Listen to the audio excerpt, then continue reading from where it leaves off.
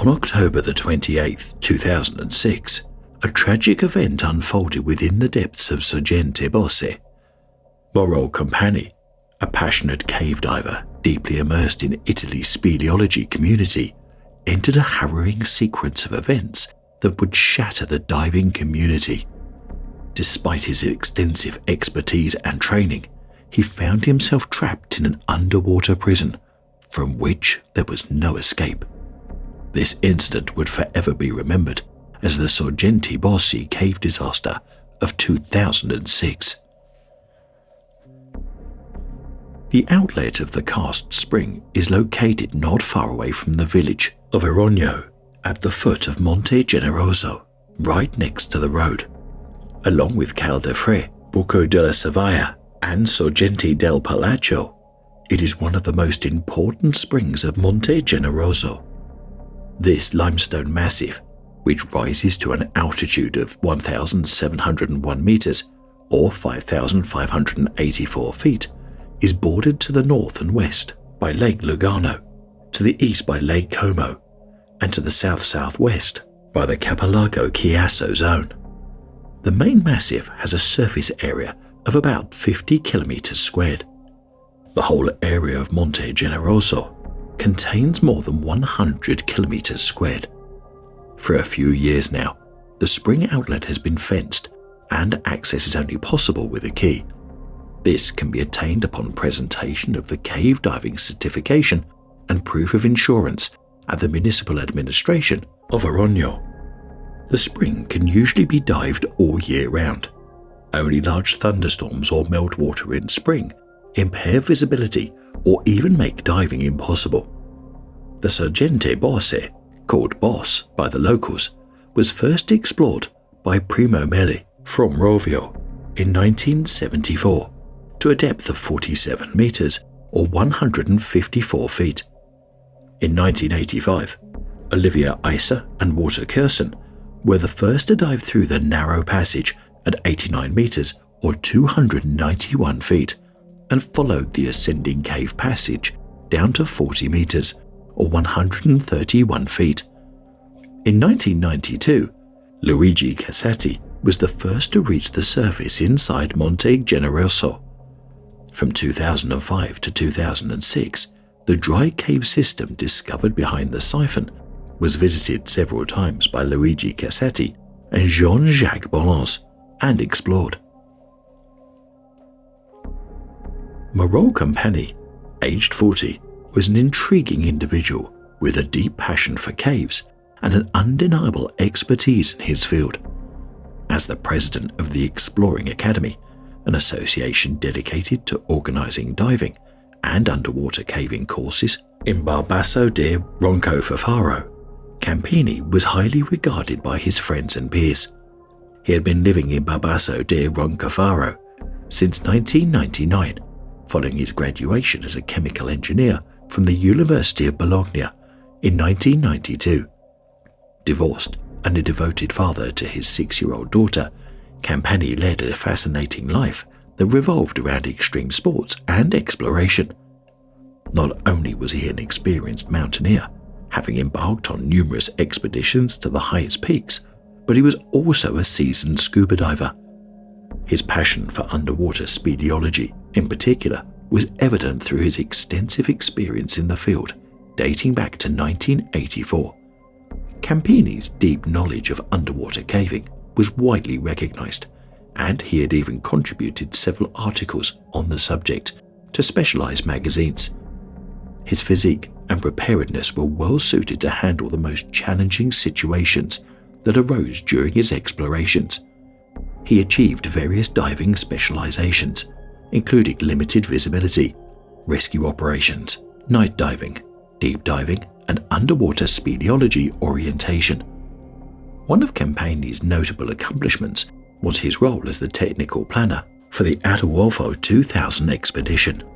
This significant research endeavor took place in Bolivia, specifically on the shores of Lake Titicaca, approximately 150 kilometers from La Paz.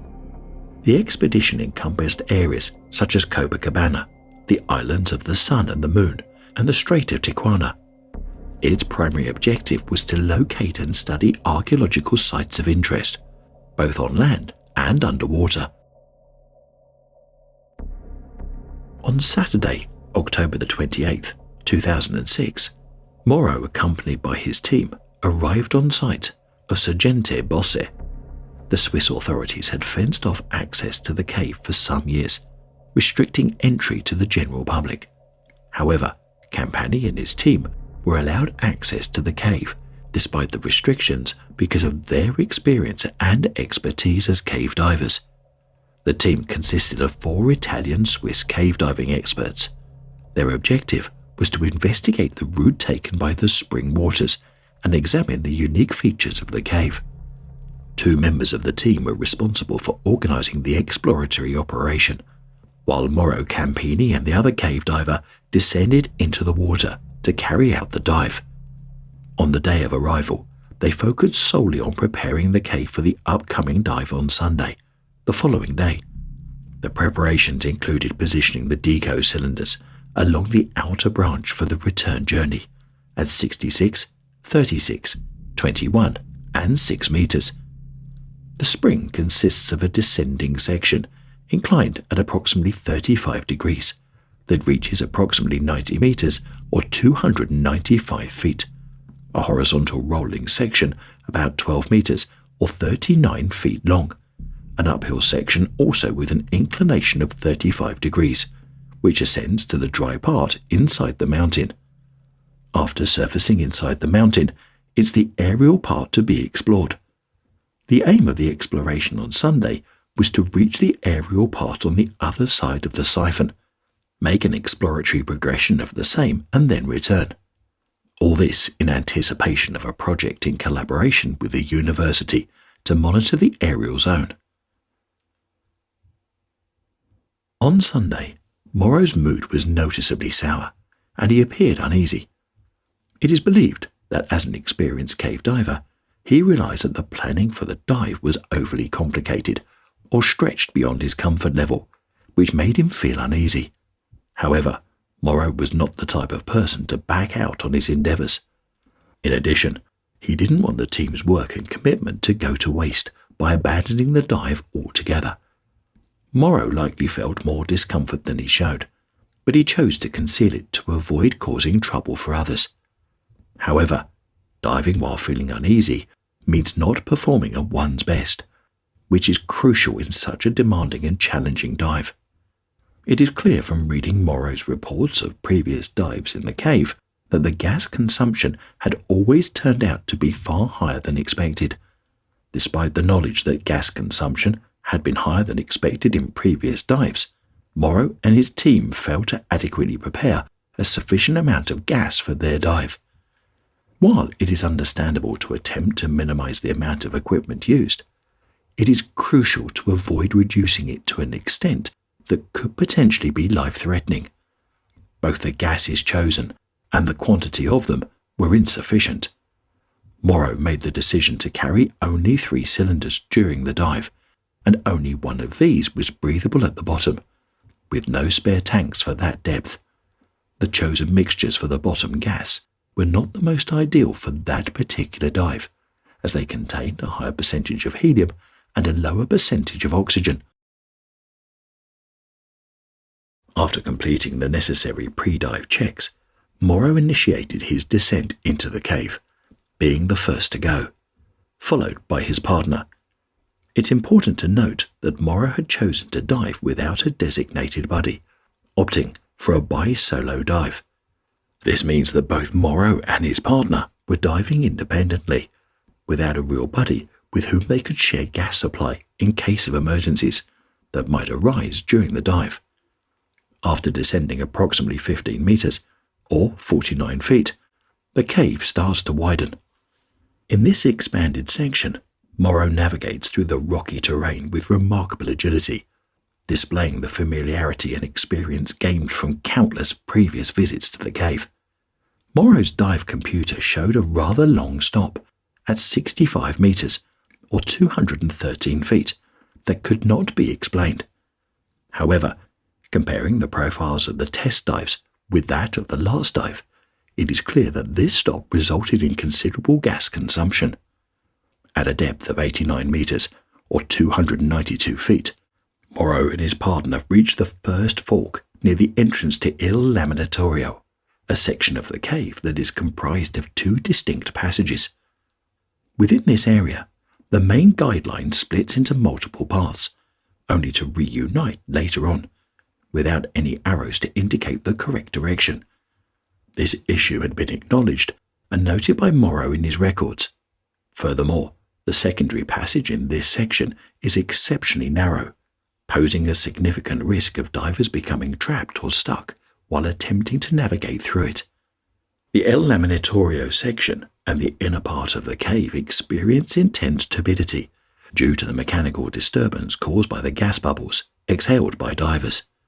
This disturbance dislodges particulate matter from the cave ceiling, resulting in a significant decrease in visibility. After the passage of divers using open-circuit breathing apparatus, the visibility rapidly diminishes to approximately 1 meter, severely limiting the ability to see and navigate within the cave. It is at this point that Moro and his partner lose sight of each other in the cave. Moro, unable to see his dive buddy due to the extremely limited visibility, makes the decision to go back and search for him. He turns around at the fork and found himself heading towards the inner branch of the cave.